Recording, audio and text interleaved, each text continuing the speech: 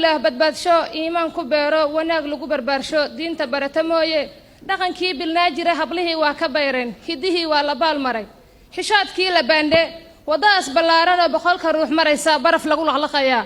baydkeedoo aan dheereen bahdeedina joogaan hadday baarka laamiga buskeet uga yartaan bulshada joogta meeshaas ku biciidsamayaan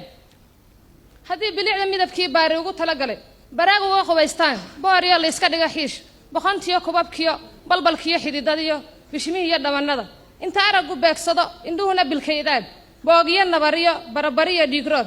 badankood ku yeeshaan bulshada ay la nool yihiin ku biciidsamayaan afarta aanoo badin aan barbaartitoodii baayac iyagane baldhagaha imaaliya food balabala la moodiyo basaxaynti maaliyo jeegadoo ah baaquli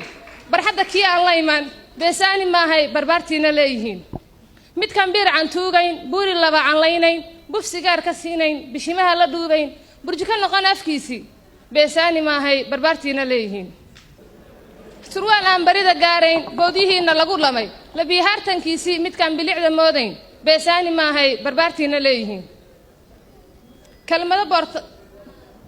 badbaado alla eebo baadiyo ya dhaqankii hidihii la baylihi birta lagu cun sharafkii kelmado kala bedelano kelmado boortaqiis iyo beershi iyo jayniyo Poland iyo Russia bariga dhexe iyo Kenya midba baalaha adduunyada balad ka timi baa bartanka Kenya loo dhigay haddaan barofesoriyo duur aqooni buuxdiyo dhaqan la isku biirshaa baadigoobin hadalkii degdeg buugag loo qorin halbeeg la isla meel dhigin suuqa waa ka baxaya